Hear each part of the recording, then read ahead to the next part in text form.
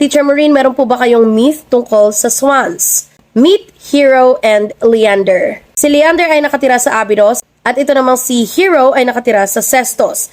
Ang dalawang series na ito ay bahagi ng ancient Greece. Separated sila ng Hellespont na ngayon ay kilala bilang Dardanelles, isang strait o kipot sa northwestern Turkey na naghihiwalay sa mga bahagi ng Europe at Asia. Itong Abydos ay located sa Asian side at ito namang Sestos ay nasa European side ng Hellespont. Bago ka makarating sa kabila ay kailangan mo munang mapagdaanan ang malalakas na alon o waves dahil daw sa lakas ng hangin at current. Sinasabi na itong si Leander ay crush ng bayan. Hindi lang dahil sa kanyang angking kapugihan, pero dahil din siya ay may mabuting puso at talaga namang maaasahan. Si Hero naman ay isang priestess. Nagsiserve siya sa temple ni Aphrodite, the goddess of love and beauty. Isa sa mga duties niya as a priestess ay ang manatili na mag-isa sa Tower of Sestos para mailayo siya sa kahit anumang klase ng tukso. Dahil may vow of chastity siya. Sa entire life niya, dapat siya ay manatiling pure and virgin. Isang araw ay nakatanggap ang Abydos ng announcement. Magkakaroon di umano ng malawakang religious festival sa Sestos. Ang festival na ito ay umaabot di umano ng 5 to 7 days. Mahirap man ang lakbayin ay nagawang maka-attend ng mga taga-Abydos kasama na si Leander. So, syempre, ito ay festival. Part of the lively festival ay ang pagkakaroon ng sayawan, kainan, kantahan, at iba pa. At dito sila, sa festival na ito, nagkakilala.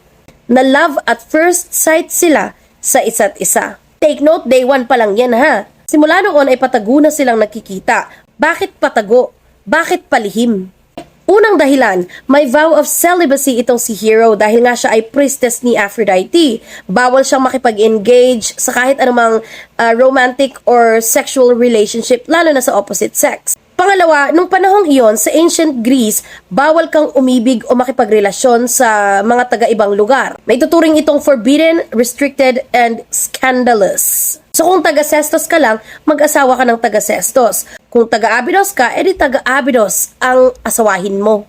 Pangatlo, takot silang ma-discover ng ibang tao ang tungkol sa relationship nila. Dahil nga sa mga consequences or parusa na pwedeng ipataw sa kanila, such as death, exile, and public humiliation.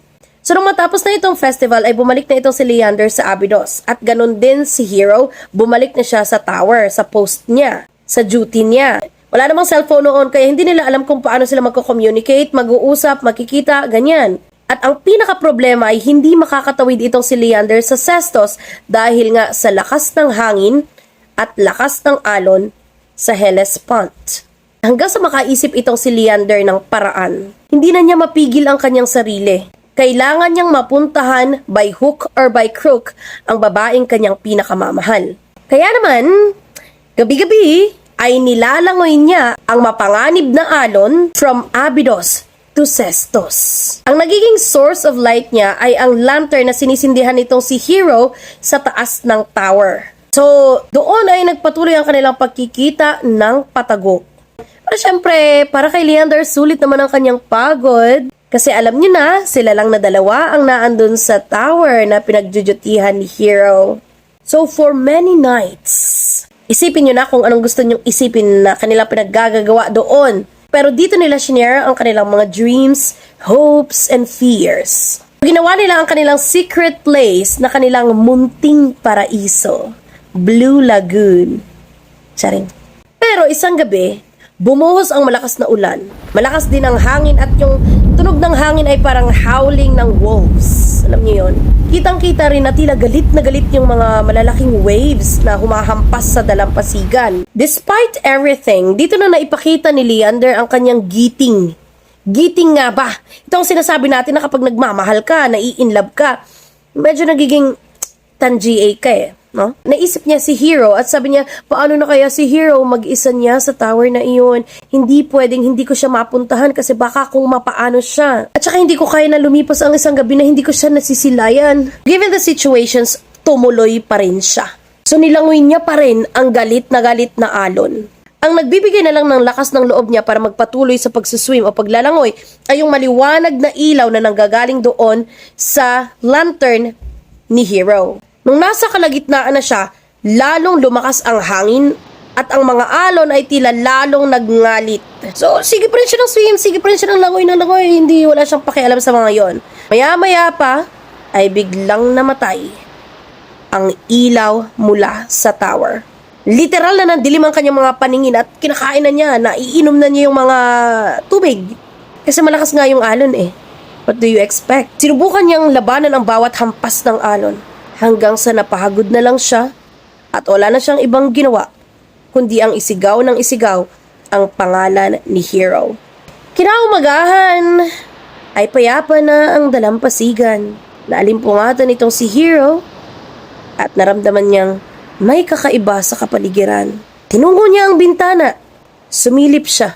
Umaasa siya na makikita niya, masisilayan niya ang mukha ni Leander. Pero bigo siya. Imbes na si Leander ang nakita niya ay mga damit na lamang, mga pira-pirasong damit ni Leander. So tumakbo siya pababa. Right there and then, niyakap na lamang niya yung mga natitirang damit ni Leander at nag-cry na lang siya. So iyak pa rin siya ng iyak at bumalik siya sa taas ng tower. Naisip niya, nag-flashback sa kanya lahat ng mga pinagagawa nilang dalawa. Mga sweet moments nila, bonding nila, whatsoever. Hanggang sa naisip niya na hindi na may babalik ang kahapon. Kahit umiyak ako, magmukmuk ako, ay wala na talaga. Sa kanyang paghihinagpis, mula doon sa tuktok ng tower, ay nagpatihulog siya. Nagdive siya. Sa bato nga lang ang bagsak. Na-witness ito ni Aphrodite, bagamat priestess niya si Hero, at alam niyang malaki ang kasalanan na ginawa nitong kanyang priestess. Seeing the purity of their love, pinatawad niya siya. Si Aphrodite, being the goddess of love, ay naisip niya na dapat hindi maghiwalay ang dalawang ito. Kaya naman sa kanyang paghanga, ay itransform niya ang dalawa sa immortal swans. Kaya naman daw sa bawat pagsikat at paglubog ng araw sa Abydos at Sestos, ay nakikita nila ang mga swans na ito na masayang-masayang nagpapalutang-lutang sa ibabaw ng tubig. At hanggang ngayon ay nakikita natin yung mga swans, ganito, lagi silang magkadikit. Sila daw ay sina Leander at Hero. Ang tanong, saan pa nga ba natin nakikita ang dalawang swans na magkadikit at tila ba naghahalikan or tila nagkikiss, basta something like that? Sabihin nyo naman. Patingin naman ang pictures nyo. Charing.